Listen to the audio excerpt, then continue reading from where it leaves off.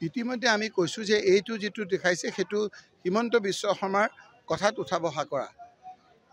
মই তেতিয়াই কৈছোঁ, বাৰে বাৰে মই কৈ থাকিব বিচৰা নাই যে এইটো জমিয়ত হ'ল বদৰুদ্দিন আজমল ডাঙৰীয়াৰ সৰ্বভাৰতীয় জমিয়ত যিটোত আছে সেইসকল।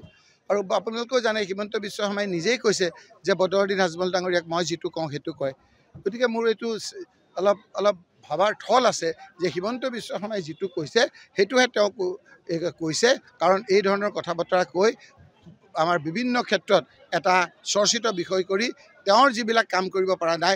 ৬ জনগোষ্ঠীলৈ মানুহ এতিয়া একদম হাহাবাথুৰি খাইছে।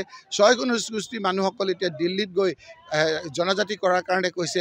৩৫০ টকা তেওঁলোকে আজি টি গাৰ্ডেনৰ মানুহক দিম বুলি কৈ আজি ৫০০ টকাটো আপোনাৰ ঘৰৰ মানুহজনে কাম নকৰে, সেই টি গাৰ্ডেনৰ মানুহক ঠগালে। বঙালী সম্প্ৰদায়ৰ এজন মন্ত্ৰী হিমন্ত বিশ্ব শৰ্মাৰ মন্ত্ৰীসভাত আজি নাই। হাহাকাৰ লাগিছে, তেওঁলোকৰ বহিবলৈ দিছপুৰত জেগা নাই। আজি চাকৰি বাকৰি নাই ছোৱালীবিলাকৰ। বিভিন্ন ক্ষেত্ৰত আজি আপোনাৰ বস্তু বাহিনীৰ দাম বাঢ়িছে। আৰু ইফালে আপোনাৰ জনজাতিৰ লোকসকল। আমি কি কৈছোঁ? আমি কৈছোঁ যে যদি সঁচাকৈ তুমি ভূমিপুত্ৰৰ যদি তুমি সঁচাকৈ পক্ষত আছা, তেতিয়াহ'লে অসমত ৬ জনগোষ্ঠীক জনজাতি কৰিলে 51% জনজাতি হৈ যাব। আৰু 51% যেতিয়া জনজাতি হ'ব, যি দলৰে চৰকাৰ নহওক কিয় জনজাতি মুখ্যমন্ত্ৰী কৰাটো আপোনাৰ বাধ্যতামূলক হ'ব।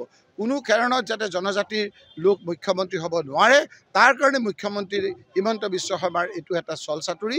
কাৰণ তেওঁ নিজেও এজন জনজাতি লোকক অঁতৰাই পিছ দুৱাৰেদি হোৱা মুখ্যমন্ত্ৰী। NRCত যিটো হৈছে, আমাৰ যিটো সুপ্ৰিম কোৰ্টে যিটো কৈছে সেইটো আখৰে আখৰে পালন কৰাটো আমি বিচাৰোঁ। কাৰণ এইটো ইতিমধ্যে NRC হৈ যোৱাৰ পিছত আমাৰ বৰ্তমানৰ বিজেপি নেতৃত্বাধীন চৰকাৰে তেওঁলোকৰ সফলতাৰ এটা অধ্যায় বুলি তেওঁ ঘোষণা কৰিছে। আৰু মিনিষ্ট্ৰী অফ হোম এফেয়াৰ্ছে কৈছে যে আমি এটা সফল কাম কৰিলোঁ। ভাৰতত নাগৰিকত্ব প্ৰমাণৰ যিটো NRC চলি আছিল সেইটো সফল হ'ল। আৰু যি 19 লাখ মানুহ ইয়াৰ পৰা বাদ পৰিছে, সেই লোকসকলে ন্যায়ৰ ওচৰ চাপিব পাৰিব। যেতিয়ালৈকে ন্যায়ৰ ওচৰ নাচাপে, যেতিয়ালৈকে তেওঁক ন্যায়ালয়ে তেওঁলোকক বিদেশী বুলি নকয়, তেতিয়ালৈকে তেওঁলোকে সকলো ধৰণৰ সুবিধা পাব। আনকি তেওঁলোকে মাটি বাৰী পঢ়া শুনাৰ পৰা আৰম্ভ কৰি সকলো ধৰণৰ সুবিধা পাব বুলি মিনিষ্ট্ৰী অফ হোম এফেয়াৰ্ছে কৈছে। একেখিনি কথাকে মিনিষ্ট্ৰী অফ এক্সটাৰ্নেল এফেয়াৰ্ছে কৈছে। একেখিনি কথাকে ৰাষ্ট্ৰসংঘত এক্সটাৰ্নেল এফেয়াৰ্ছ মিনিষ্ট্ৰীয়ে কৈছে।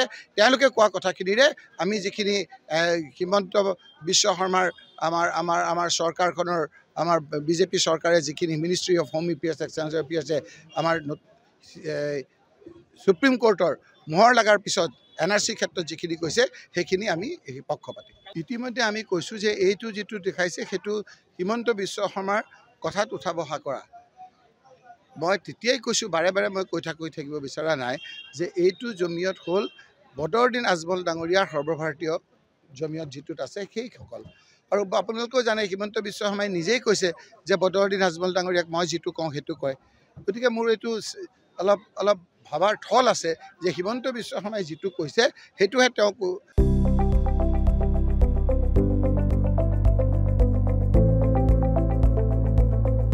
NB নিউজ, সহজ সৰল ভাষাত নৱভাৰতৰ কথা।